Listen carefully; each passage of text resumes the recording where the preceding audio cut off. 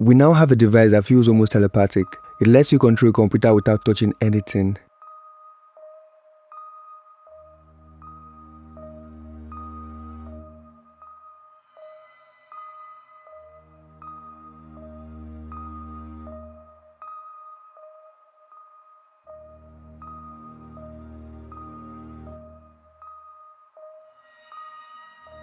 And I already know what you're thinking. You're thinking Neuralink, the brain chip, one of those implants wired into your skull. I thought that too. But no, I promise you this is one of the strangest pieces of technology I've ever come across. And it isn't controlled by your voice, not your hands, not your eyes, not even your brain in the way you'd expect. It's your tongue.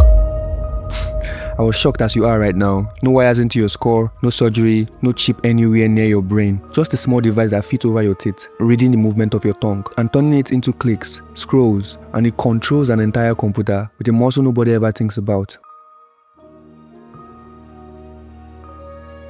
And then I found a number that made this impossible to ignore, 10.47 bits per second. That's how researchers measure how fast someone can actually control a computer. And according to the company behind this, one user hit a level roughly compared to today's implanted brain-computer interface. Not a chip, not a wire, not even a needle, just your tongue. And that's where this genuinely gets weird, because if a tongue can control a computer this precisely, what else have we been underestimating about the human body? The MouthPad is a trackpad for your tongue. It's a mouse in your mouth.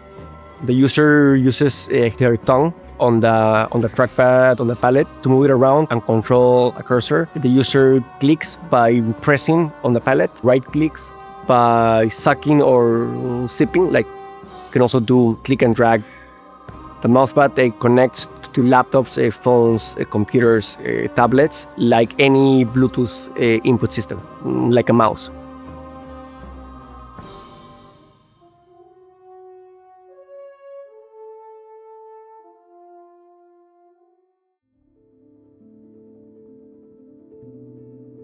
At first, the tongue sounds like the worst possible thing to build a computer around. It's small, it's hidden, nobody has ever looked at their own tongue and thought that's basically a mouse.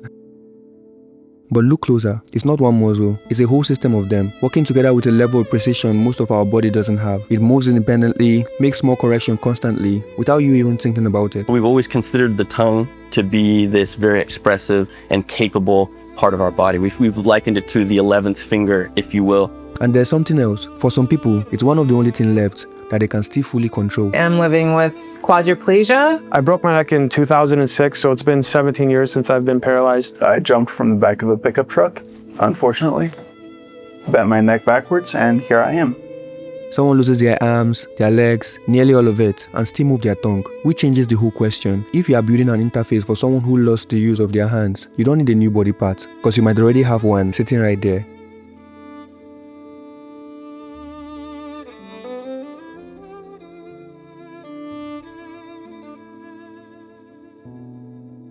My interactions with technology were pretty scarce because anything to do with the computer or the internet, I had to have another person help me. So someone built a computer around it. It's called a MouthPad, made by a company called Augmental. The idea is almost stupidly simple.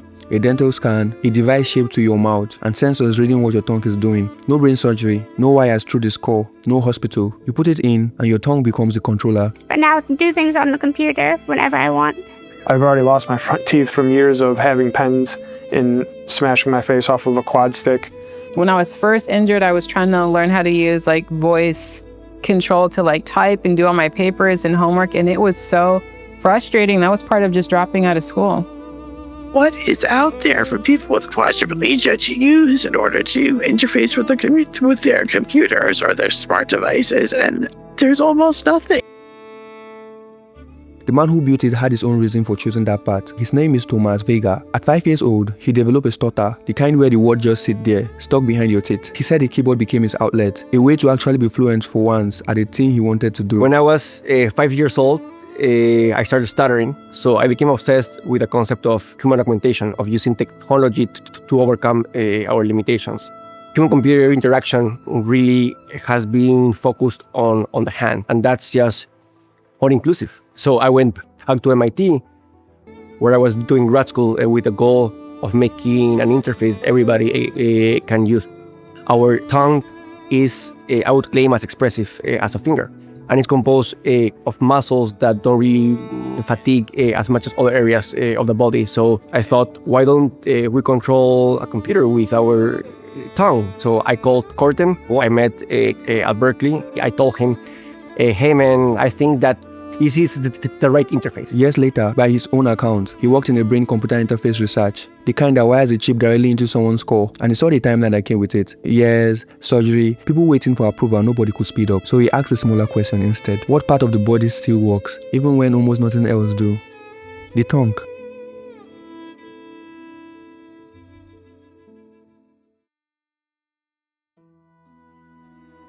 Remember the number 10.47. It's not a marketing line, it's a real measurement of how fast and how accurately someone can control information through an interface. And in one test, MouthPad hit 10.47 bits per second. Augmental's own comparison put that in a range of some modern brain implants for a piece of dental plastic and a tongue. But the number isn't what actually convinced me. The people did. Some users have used it for a while now, for work, for gaming,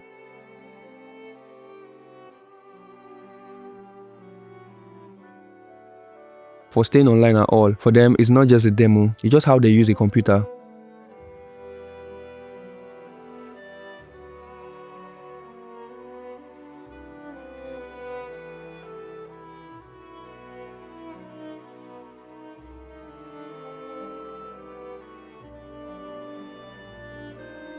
Here's the part that surprises me the most. Over 6,000 people are currently waiting for one of these. People who have lost the use of their hands, waiting for a way back into a computer. But the list doesn't stop there. Surgeons, boxers, pianists, mechanics, people with nothing wrong with their hands at all. Which means it stopped being a solution for a problem somewhere along the way. It became something people just want. A device built to give someone back what they've lost is now being requested by people who never lost anything. One more thing before we close this. The same team just released the second device. Hello, my name is Tomas, and I'm a co-founder at Augmental. And today, we're launching Vox. It doesn't sit in your mouth. It sits against your skin, under your shirt. And it doesn't listen to the room around you. It listens to the vibration your own voice makes inside your body. Just press and start talking. You can dictate into any text box. It works with low volume speech. So you can whisper. Even a whisper. They're already talking about combining it with the mouthpiece. It's activated with button presses or with the MouthPad. Just wear it and forget it's there. Aiming at something they are calling silent speech, a sentence sent without no sound at all. MouthPad is a mouse and Vox is a keyboard. Together, they unlock fully hands-free computer control. But that's a different theme. Drop a comment if you want us to make it. When I started this, I couldn't get past one thing: a computer controlled by a tongue. Honestly, that sounded ridiculous. Until you watch someone who couldn't use a computer at all, using one like this. Gaming, working, talking to someone, running an entire digital life through a muzzle in their mouth. Then it stopped being funny. I'm a sex enthusiast, so I'm happy to be in a space and I'm happy to be of service and extremely excited that we could collaborate and work together. So I was really interested in how Augmental was going to use this MouthPad to connect with my vibrator. With this new device, everything is ramped up.